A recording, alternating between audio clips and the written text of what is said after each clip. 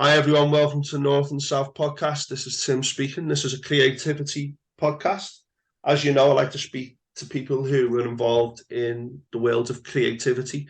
Also, people locally in the Liverpool area who've made a difference and have done well and have got advice to share and stories to tell. And it's a real honour today to speak to Dave McCluskey, who is a local writer, and he was put in touch with me via Chris Lewis, who's been on an earlier podcast at the Big Onion in Bootle Strand, which is a great little local enterprise initiative looking to get people up and running in business in the Bootle area. And for me, business, politics, history, writing, all of this creativity, it all overlaps, and it's all about getting people's voices and messages out there. So, Dave, great to have you on the podcast. Do you want to just start off telling us a little bit about your background and how you became a writer? And we'll go through what you've written in a minute. Yeah, no worries, mate. No worries. First off, though, I don't know about it being an honour to have me on. I'll jump on anything, mate. No worries. It's always a pleasure, mate. Right, yeah. I'm an author. I started writing late in life. I haven't got no writing qualifications or anything like that. I left school, and I was I left school to work in Rushworth, the music shop in town. Oh, yeah. Because I had dreams of being a rock star, being a heavy metal guitarist / singer. And then when I realised that I didn't have the talent to be a heavy metal guitarist / singer, I was a postie for a while, and I hated the post office. I just didn't like the job. So it took me to university, and then when I was in university, I did computers, and then I came out of computers and went into the computing world, and I absolutely hated that as well. Do you know what I mean? It was one of them. It was a necessity from like hate my job. And then one day, and just completely out of the blue, and I'm 50 in July, sorry, and this must have been about 8 or 9 years ago. And my daughter was lying in bed, Christmas Eve, funny enough, and she was lying in bed, and I was reading it the night before Christmas. Clement Moore, and it's like, it was the night before Christmas, and all around the house.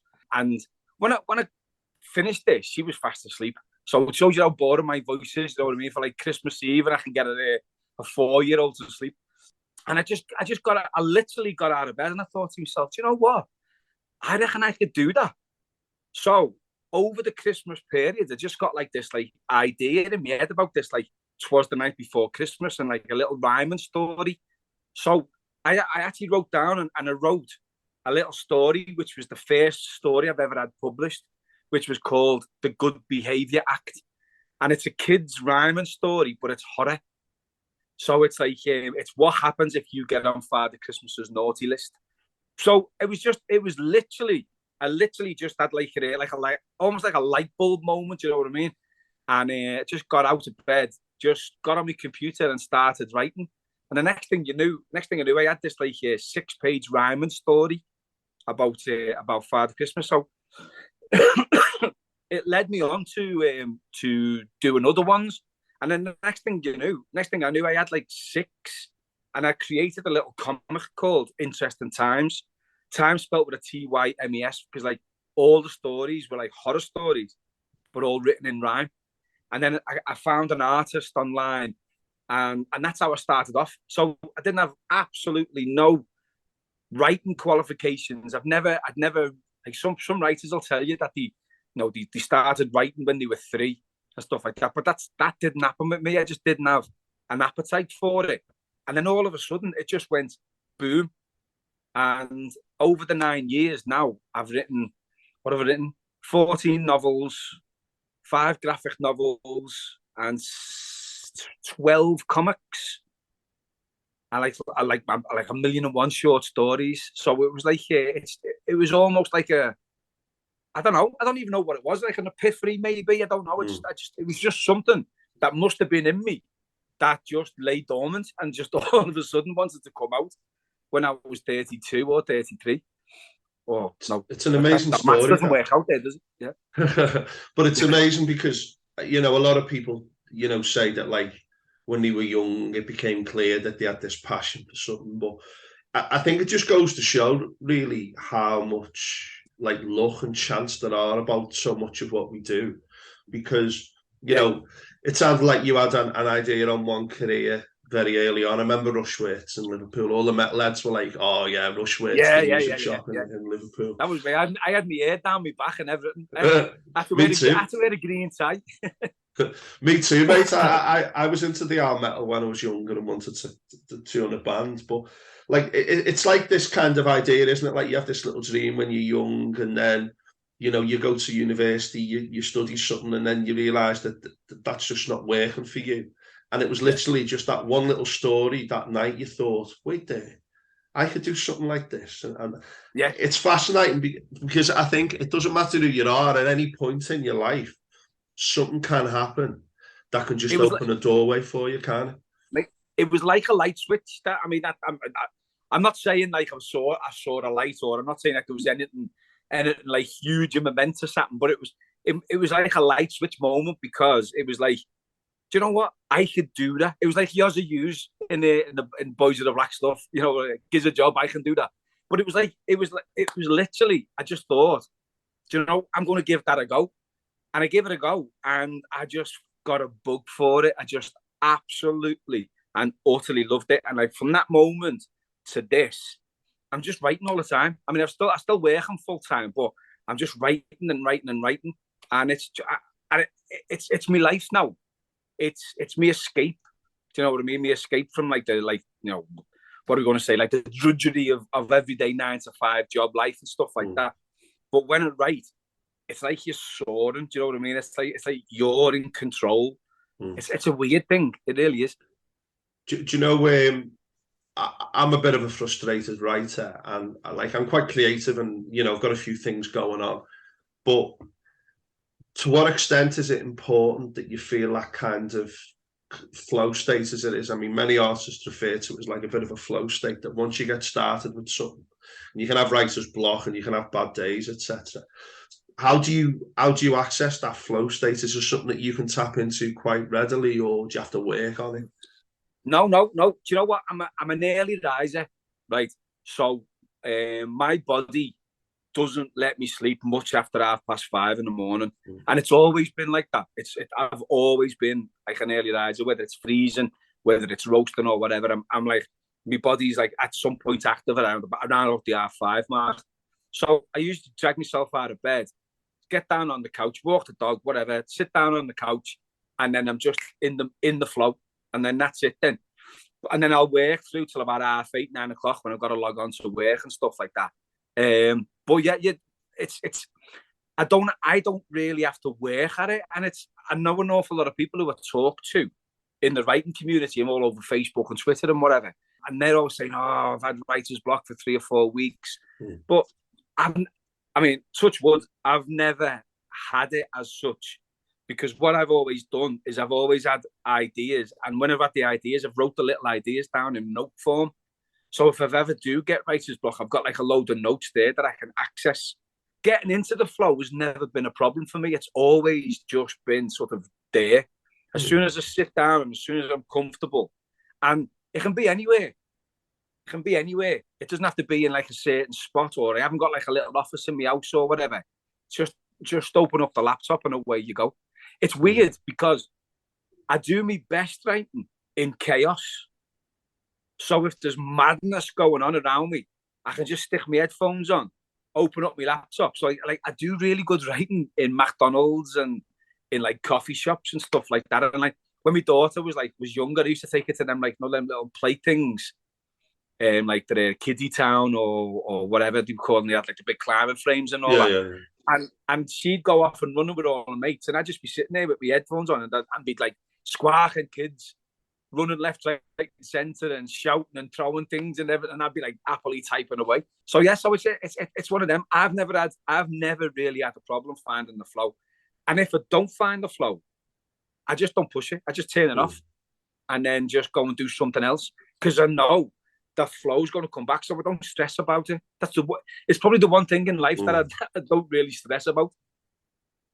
It's a wonderful thing, though, when you can tap into something like that and feel good about it, because a lot of a lot of writers, a lot of artists are their own worst critic, aren't they? And it sounds like you've got something that you can tap into quite readily. You've got your backup plan, your notes. You'll move away from it if you're not feeling it. But by not putting stress on yourself, it sounds like you're maximizing it. I know what you mean about that chaos. Sometimes when things are going on around you, you can be like the center of the eye of the storm that's calm, can't you? It's strange. That's exactly what it is, yeah. Sometimes if I'm in the house on my own and like there's no, like, it's just silence, then sometimes it just doesn't happen. Do you know what I mean? I'll have to put the music on. I'm one of them. I can write with the music on loud. You know what I mean? So I throw Slipknot on or something like that, and away I go. Yeah. So do you know when you write, how do you come up with like the coherence or the themes of the story? Do you let them evolve gradually, or do you have a clear plan beforehand? How does it kind of work for you? Normally what happens is, say me and my missus are walking the dog along the beach or something like that, and I'll just sit down to Lauren and I'll say, listen, I've just had a boss idea for a book, and she'll just like roll her eyes. So then I get on my phone and I've got like the notes app on your phone, and I'll just tap away and tap away and tap away, and then I'll have a start, a middle, and an ending of a story, and then that just gets saved in my notes, and then I'll come back to that. I might come back to that in a year or 18 months, or I might pick it up straight away. But that's how it works. So basically, I get the knot of the story, and then I unravel it. You know what I mean? Yeah. If that makes any sense. And then all the characters and what the characters do, that all comes as you're unraveling. So it's not something that I don't say like this character is going to be this person and he's going to be like that. He's going to be that's all like the nuance. As long as I've got the story, as long as I've got the key part of the story, that's all the nice bits that you find. And it's weird as well, because some of the characters have little lives of their own, and I try to explain this to my mates, and they're like that. Well, how can we? Because you're writing that story. Say, but no. So the character will evolve into this person, and then sometimes he won't do what you want him to do at the end to get to the end, because that's not in his character. And then you've got to start thinking about like how you're going to get to the ending that you want, because you can't use that character. It's mad. And some characters die on you as well. Do you know what I mean? Like you're like, how did he die? Or how did she die? I never wanted that. But they do, because that's just the way it works. It's a crazy thing. It really is. But yeah, so like, I'm a bit of a planner, but I'm not overly planning. So there's like there's a saying for it, like in the writing world, if you're a planner or a pantser. So if you either plan it or you go by the seat of your pants. But I'm somewhere in the middle. Do you know what I mean? Yeah. I think that's wonderful, though, the idea that you get like a basic structure, then you fill it all in, and it's almost like it takes on a life of its own. I think that's wonderful. Yeah. I remember one of my favourite films, Dead Poets Society. And I don't know if you know that scene at the end where they all stand on the desks, and one of them doesn't stand on the desk, the one who betrayed the member of staff, the teacher. And apparently he was meant to. And before it was filmed, he said to the director, I think it was Peter Weir, he said, listen, I don't think my character would have stood up on that desk. And Peter Weir went, you're right, I don't think he would. Right. And he didn't. Yeah. But that adds to the film so much. And I love that idea that the character and the story takes on a life of its own within the story. Do you know what I mean? I just think that's so nice to hear. But it's a weird phenomenon, though, because it really is. Because everybody says, well, these people don't exist, so they do whatever you tell them to do, and you're like, well, no, they don't. You know what I mean? Yeah. I think that's fascinating. So you've done graphic novels. Are they aimed more at adults rather than children or teenage? Is it kind of in that area? Yeah, no, I've done both. Like the very first book that I did, talking about before, Interesting Times, that's a graphic novel, but that's for kids. So that's like 6 short stories. And then I've done a sequel to that one, Interesting Times 2. And then that's like, again, it's the same. It's like 6 horror stories, but they're like graphic novels, comics. And then the graphic novels that I've done is I've done 2 kids ones and I've done 3 adults ones. But it's weird. because it's a weird phenomenon. It's like it's a niche market, the graphic novel market, because if you're, say for instance, I've got a graphic novel called Doppelganger, which is like a dark psychological horror, and it's like an 18 or a 15 plus. But if you were going to buy your dad, say, a book, he would really be into it. He might really like his horror. I mean, he'd really like Doppelganger, but you probably wouldn't buy him it because you'd look at it and go, I'm not reading the kid's book. But it's not, it's not like a kid's book. But the graphic novels are really niche. But if you bought him the novel, he might read it. Do you know what I mean? He might be lying in bed reading it. So it's a bit of a strange one. But the kids seem to love. The kids really love it because it's the two kids ones that I've done. I've done one called Dolph, and I did a remake of I rewrote Christmas Carol in rhyme, and they're for the kids. Them ones, and they really sell. I expect only around Christmas time, like. But the kids love them because it's bright colours and there's pictures of Father Christmas and the reindeers and all that. So, I think I've always liked 2000 AD and sci-fi when I was younger, and I read graphic novels now, and I think I don't know if I think I told you about when we spoke previously, Mouse, about the Holocaust. Where one of the best graphic novels ever written. Yeah. And then you've got Watchmen, which actually made the top 100 novels of all time. It was the only graphic novel to make it. But I've bought adults' graphic novels in recent years, and I've bought a few myself, and they really are fantastic. And I think people are missing out with this kind of, I wouldn't read a graphic novel. You just get something extra from them, like the mood, the way I've seen Cold, drawn and described in a graphic novel. It's just beautiful. It's a stigma. It's a little bit of a stigma with the graphic novels because people do associate them with the Beano and the Dandy and stuff like that, which I'm not knocking them because I grew up on them. Do you know what I mean? And they are fabulous. The storytelling in the Beano and stuff like that is brilliant. Yeah. But people do associate the graphic novels with the Beano. But if you read my book, Doppelganger, I mean, it couldn't be any further away from the Beano. But yeah, I love it. It's my favorite medium. Do you know what I mean, for the books? But it's just so expensive to do because I can't draw. I can't draw a stick. I've tried a million times to draw, and I just can't do it. So I've got to get an artist in to do it, and the artists, I mean, obviously they're not going to come cheap, are they? Yeah.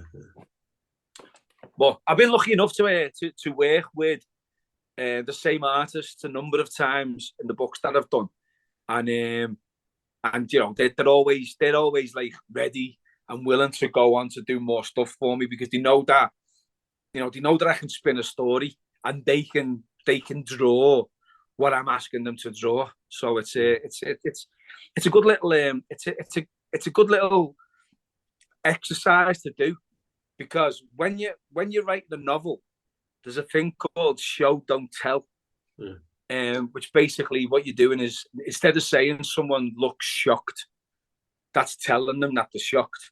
But if you say to them their eyes were wide and the skin turned pale and you can see the sheen of sweat on the brow, that's them. That's the reader then knowing that person's shocked and he can pick the story up in their head.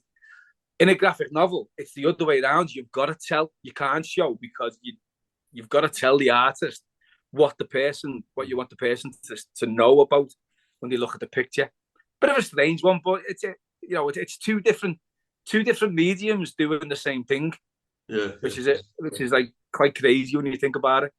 So you do the graphic novels for adults to children and all between, but you also do conventional novels as well, and you do kids' books and short stories. So how does that all fit together? And do you find that having more than one style, if you know what I mean, satisfies your creative desires more? It does, because when I write me adult novels, they tend to be horror or thrillers or psychological thrillers and stuff like that. So and then I also write in a medium called extreme horror, which for the market, the American market for extreme horror is huge. So they're actually the extreme horrors that I do are actually my best-selling books because over in America they love them. but it's like extreme violence, extreme gore and stuff like that. So if I'm doing a horror, a normal horror, or if I'm doing like an extreme horror, I like to have a palate cleanser. So I'll come down from finishing that book and then I'll start writing a kid's book, because I use it as like to get like all the horrible negative thoughts out of my mind. So then I can just start with the playful thoughts again. Because I always write with an awful lot of humour, even whether I'm doing like the dark mainstream horror or the extreme horror or the kids. And like I think there's a thing called in the writing world called having your voice. And just, like the main thing of it, like Stephen King's got his own voice. You can read a Stephen King book and know instantly that it's a Stephen King book, even if no one told you it was. And I like to think I've got a voice, but that voice carries over into my extreme horrors, my mainstream horrors, even my children's books as well. It's still got that same humoristic voice that runs through it. So it's very good for the creative sort of synapses in your brain, because you're thinking of like different things. So when you've got a kid's book, you can let your imagination soar, yeah. But you've got to be quite constrained in your language.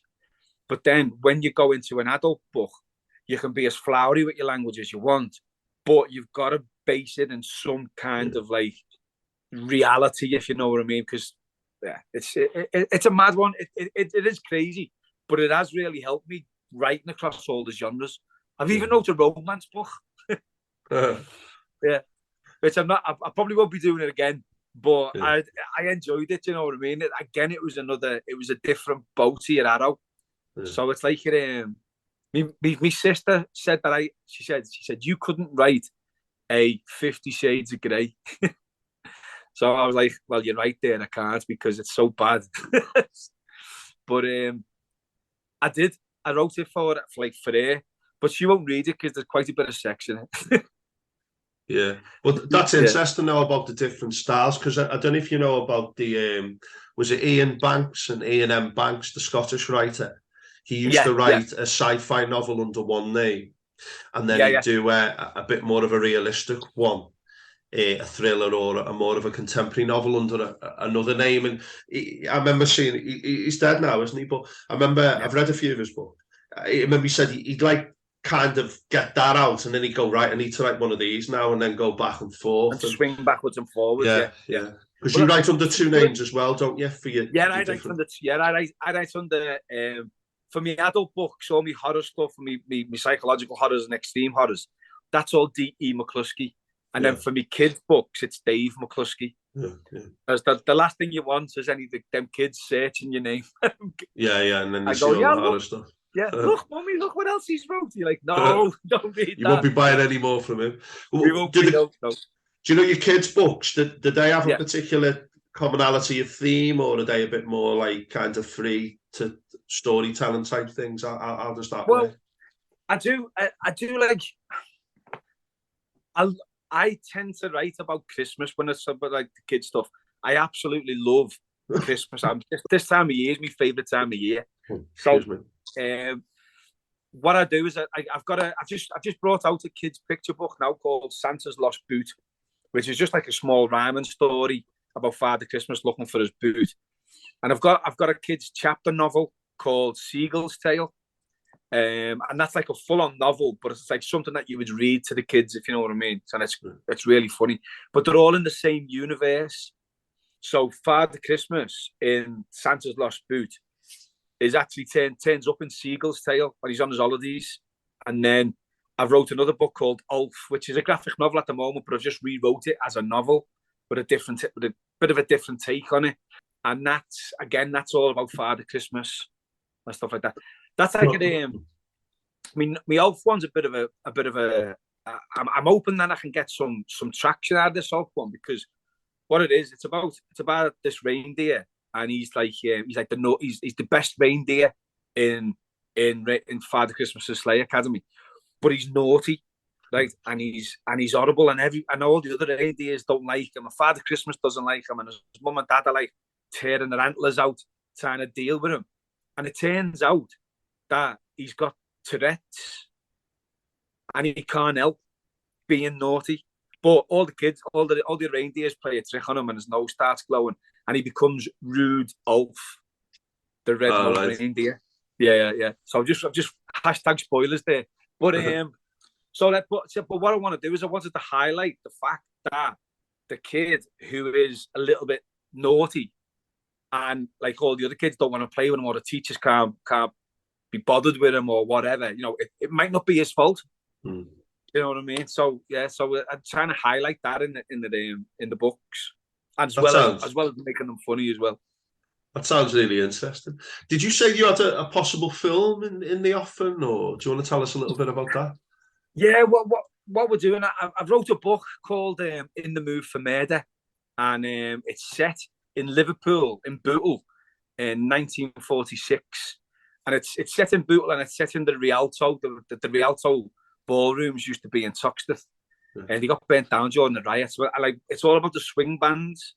And it's all about this drummer who's like, he's got like this big ego and stuff like that. And, are some things worth killing for? And the band are about to find out, if you know what I mean. So, but yeah, I got hit up by some guy who, right out the blue, he said, I downloaded your book off Kindle, read it, love it. Do we want to do a film? And I was like, oh yeah, that sounds. But that was like 4 years ago, and we've been in touch constantly ever since. And since that, we've got, because he's a screenwriter, he's a director, he's won a BAFTA. He's won a BAFTAs for screenwriting as well. So he's adapted the novel into the script. And we've got something like 12 or 15 iterations of it. So it's done. We've got the sizzle reel, we've got the deck, we've got all the artwork for it. We're just in the process now of getting the funding together. So it's just that's the hard bit. Do you know what I mean? We've been working on it for we've been working on it for 4 years, and I think we've been looking at trying to get the funding for about 18 months. But we got like all sorts of meetings and stuff like that. We got a few meetings with a few guys in Bootle who were like big in the television series industry, and we got interest in it in California as well. But a company called Anonymous Entertainment over in California, and they're quite big as well. They own like, well, they don't own, but they've got like likes of George Clooney and stuff like that is on their books. So we're hoping that there might be some traction in that. Might get George Clooney over to Bootle. Get him having a bevy in the main. Yeah. Take him to Hyperbar and see how he likes it. No, that's great, and it's good to see that you've got that recognition. I know these things can take a long time to kind of develop, etc. But it sounds like you've got such a rich body of work and some real appeal there. Now, you do school literacy and writing workshops as well, don't you? Is that? Yeah. Does that go alongside your other job? Because I wanted to talk to you about how do you envisage a future where you can write as part of your job part-time or full-time? Yeah, you're still doing a 9 to 5, and how do the workshops fit into that? Well, what I'm doing at the moment is I'm looking at setting these workshops up. I've done 1 or 2, and I've got a couple of bookings coming into 2023. But I would love to make it as my permanent job, because the job that I'm doing at the moment it's like a little 9 to 5. And it's not very taxing and stuff like that on my brain, so which is good, because I used to be into IT and stuff like that, and I worked in like the nuclear industry and stuff, and I didn't really have an awful lot of time to myself. But this job that I've got now, I seem to have quite a bit of time, so I can actually do a little bit. I hope no one's listening who works with me. It's like, I've got loads of time. But what I want to do is I would leave that job tomorrow, because I don't see a future in that job, if you know what I mean. It is literally not a career, it's a job. What I want to do is I want to go into the schools, and I want to do this in the schools. Now, I've done the research, and I know I can work Liverpool, Holton, Knowsley, Sefton, the Wirral, and combined in them schools, there's like 500 primary schools combined into them areas. So there's a lot of work there if you can dig it out. You just got to get past the the headmasters and stuff like that. Yeah. But what I want to do is, I know the schools have an awful lot of like authors come in, and they're going in and they're telling the kids that about the books that they've written, and they read them a little story, and then they're trying to push selling the books to the kids and stuff like that. And that's great, because it is getting the kids to see that there is something different. But what I want to do it differently. I want to sell me books, but I'm not. That's secondary to what I want to do. I want to go in and I want to get the kids believing to themselves that they can be an author. Yeah. Or it doesn't have to be an author. They can be whatever they want. So what I'm doing is, in the workshops that I'm doing with the kids, I'm saying, right, you're all going to be authors today, and you're all going to write your own story. And they're like, oh, and so I want you to come up with a title. So like, sir, can this be the title? And I'm like, the title is yours. Nobody can tell you whether it's right or whether it's wrong, because it's your story. And because the kids, because like the way the kids are brought up and stuff like that, it's linear, isn't it? You know what I mean? So like they're told that they're having a tea at this time, and they're told that they're going to bed at this time. So it's all quite regimental. So what I want the kids to do is open up their imaginations, and they come out of the workshop with me with their own story that they have created. I've had no input in that story whatsoever. I've just told them that they can do it.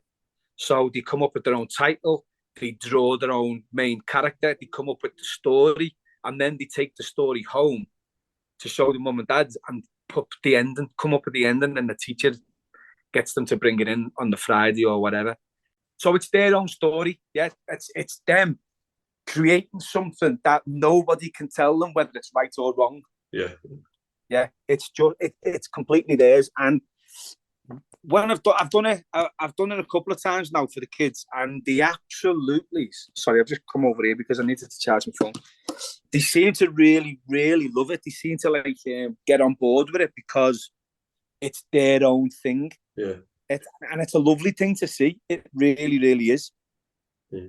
And that sounds like really positive as well. Now, you said, I think you mentioned that primary schools get some funding for external visitors, and it sounds like, as you said, it's usually they're being told, aren't they, you need to do A, B, C, D, E, F, G, and you're saying, no, this is your story, and then they get to be really creative, and then they've got kind of ownership of it all, isn't it? That's how it works. So they walk out of the school that day with a great big piece of paper with their own story that they have created, and you know the main thing what I'm doing to them, because obviously you've got to be told you've got to do A, B, C, D, E, F, G for the curriculum and stuff like that, but also I want to tell them that they can do their own thing, and nobody can tell them if they're doing their own thing that it's wrong, because it can't be wrong. There's no such thing as a bad idea or a stupid idea when you're doing a story, because it's your story. Yeah, I think that's powerful, but particularly in this day and age, because some of the best stuff I enjoyed from my primary school was when I used to write stories. I used to love writing stories. I can still remember them. And someone said to me recently that in your own mind, you want to be doing what you were doing when you were about 10 years of age. And someone said to me, what were you doing when you were 10?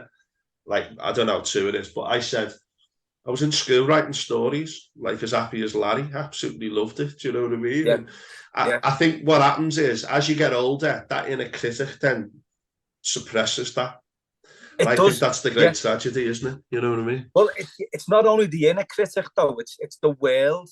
Absolutely, the world starts, because then you leave school, you go to university, you have a little bit of a wild time in university, and you can do whatever you want to do, and then you get a job, and then you're told what to do in the job, and you're told whether you're doing it right or whether you're doing it wrong, and you're told what to do, and you're told how to do it, and you're told the hours that you need to do it in. Whereas this is just pure freedom. Do you know what I mean? So it just gives I think it gives the kids a little something else to think about. And I know they're only 8, 9, and 10, but I think you remember stuff like that. You know what I mean? Like one of the teachers in one of the schools I've been in, she keeps messaging me on Twitter and saying there's a little girl who absolutely loved the workshop, and she keeps coming in with different stories each week. So she's going home and she's writing stories, and they're all her own stories. And she keeps coming in and sending them to the teachers. And the teachers are like, this little kid has gone from I don't know which kid it was. But when I was in the class, I always ask the question, who's got an imagination? Like, and all the kids throw their hands up and stuff like that, but there's always one or two who don't. And I sort of like go, what? I don't think you've got an imagination. And this was a little girl who didn't put a hand up for it, thinking she had an imagination. And now she's gone and she's creating all her own stories constantly. And I think that's boss. Yeah. Do you know what I mean? Yeah. And I'm actually really proud of the fact that, like, I've opened that up for her, if you know what I mean. And I really hope that she goes on, and, you know, whether she becomes an author or not, or just as long as she uses that creativity somehow. Yeah. I think that's amazing, because I know a few colleagues. I'm a teacher, a secondary school teacher, and I know a few colleagues in primary have said that in recent years there's less and less work in the topic book where they just write a bit more freely about things, because it's so much about making sure you can do A, B, C, D, E, F, G. And as you said, there's a place for that. But when we lose that creativity, I just think it stultifies us as emotional beings and as full human beings as well. You know what I mean? You lose a little piece of you when you lose that creativity. And you know what? For years and years and years, I lost it. Because I mean, my mum always said to me, she said, you know, when I was in school, I used to come home and, like, I had this like great imagination, and I would write little stories. I don't remember doing it. She said I would write little stories and stuff like that, and I don't remember it. But I obviously lost that somewhere along the way. And then, you know, something's kicked it back in again in the old age.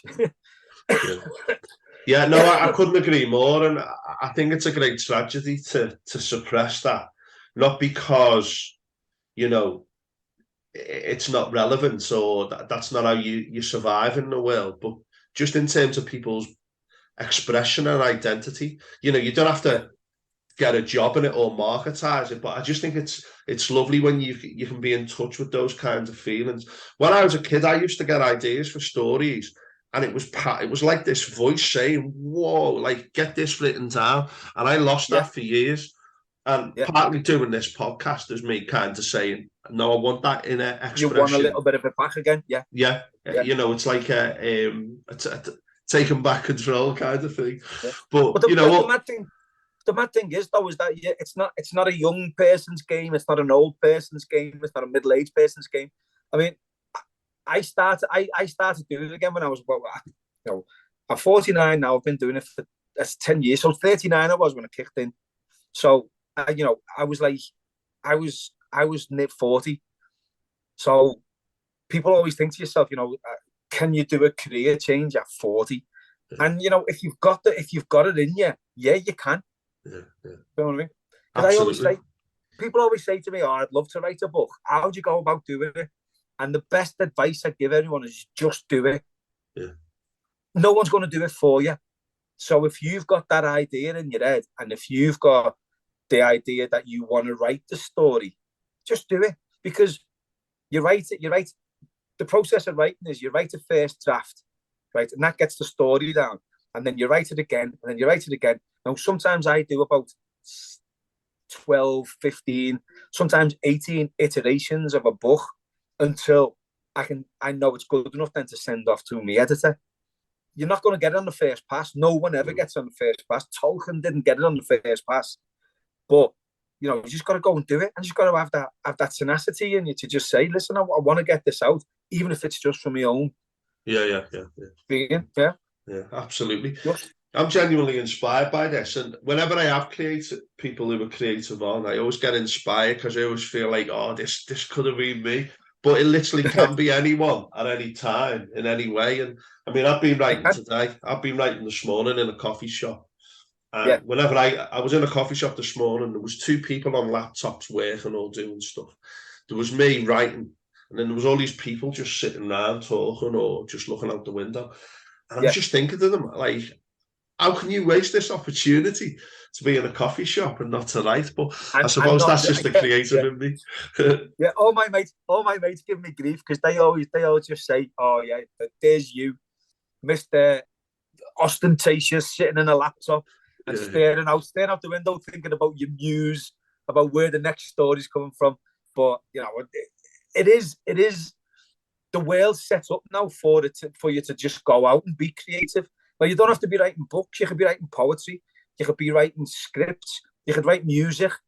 And nowadays on your phone and on your laptop and stuff like that, you got a whole recording studio there on your laptop.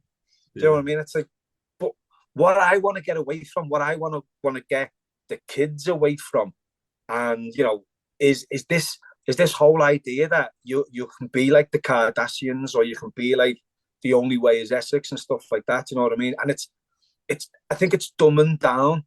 It's dumbing down an awful lot of the kids' creativity, because you know they just want to live this wag lifestyle, and they don't want to read books because they can just look at 35-second videos on YouTube and stuff like that. I want the kids to get their attention spans back, and have enough attention span to watch a film, to read a full book. Do you know what I mean? And then start writing their own book. It's get it away from get it away from your phone and from the rubbish that's being thrown at you left, right, and centre and stuff like that. And do your own thing. Be your own person. Yeah, I couldn't agree more. I'm genuinely inspired, Dave, and we'll put some details for your websites and stuff, and ways people can access your books and your work in the notes. But I mean, we've covered quite a lot, but is there any other advice that you give for writers or creatives? One of the key things I think I picked up is the idea of just do it, just get it done, get it down, then you can edit it and do it all later. The idea that it doesn't matter how old you are, you can change.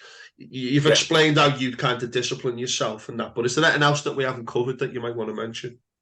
What I talk about with the kids is that there's no such thing as a bad idea. There's no such thing as a wrong idea. So people say to me, "Can I write this book?" And I'm like, "Of course you can write the book. Is it okay to write this book?" And I was like, "Listen," said, I write about Father Christmas. I write about ghosts that disembowel people, and I write about like dysfunctional families in America who end up eating people and stuff. You know, there's no such thing as a wrong idea. It's whatever. It's whatever goes through your head. So like, I think my writing career has been a little bit hampered because I don't stay in genre. So D.E. McCluskey, this year I've just released a 3-part fantasy saga. All 3 parts came out this year, and it's under the D.E. McCluskey name, but it's not horror. It's more like young adult.